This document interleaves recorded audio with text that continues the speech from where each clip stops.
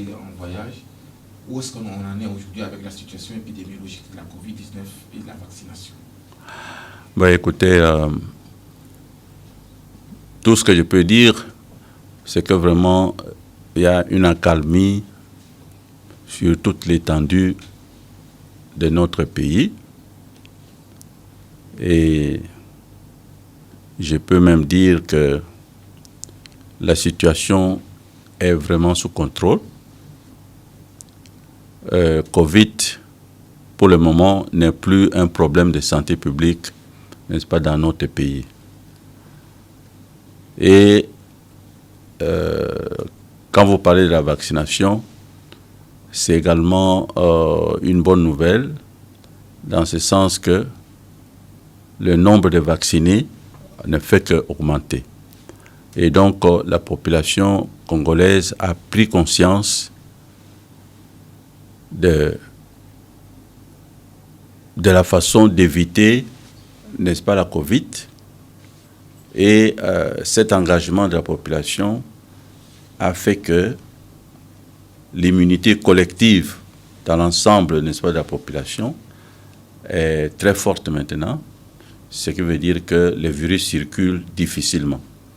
Et ça, c'est vraiment une bonne nouvelle pour nous.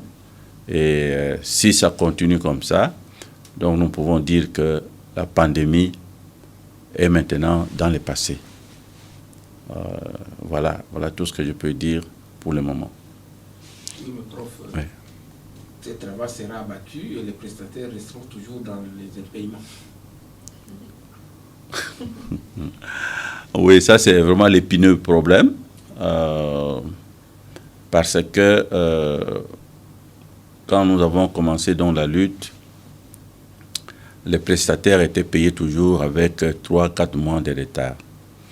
Et ça s'est accumulé, ce qui fait que pour le moment, ces retards persistent, mais les démarches sont en cours auprès des autorités pour dire que même si la pandémie est vaincue, mais c'est de notre devoir de payer les prestataires.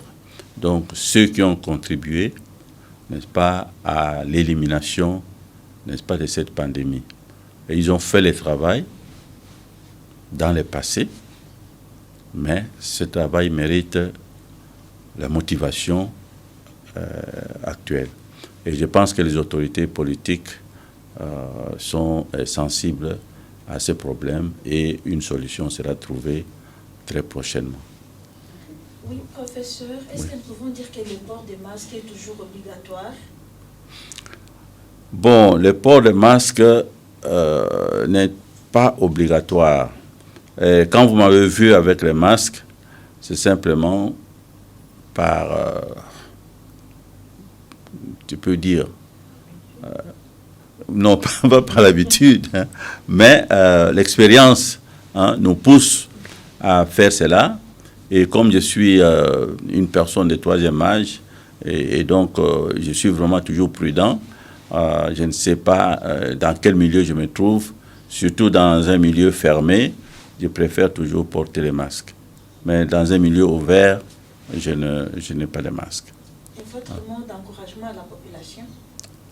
Non, mais d'abord, je dois féliciter la population, parce que malgré tout, la population a quand même collaboré, a travaillé ensemble avec nous. Il y a eu un engagement de la population, et sans cet engagement de la population, nous ne pouvions pas arriver à maîtriser, n'est-ce pas, cette épidémie. Et cette épidémie a fait, ou cette pandémie, a fait des ravages ailleurs, en Europe, n'est-ce pas, et aux États-Unis.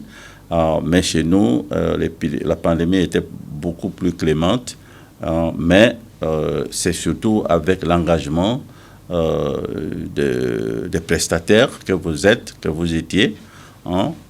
Donc cet engagement et puis l'engagement de la population qui a quand même compris, malgré, n'est-ce pas, les médias sociaux qui ont vraiment, au début, qui se sont attaqués aux équipes, n'est-ce pas, de réponse, de riposte. Malgré cela, Donc à la fin, on a compris et on a travaillé la main dans la main. Je crois que c'est un objet de fierté pour nous tous.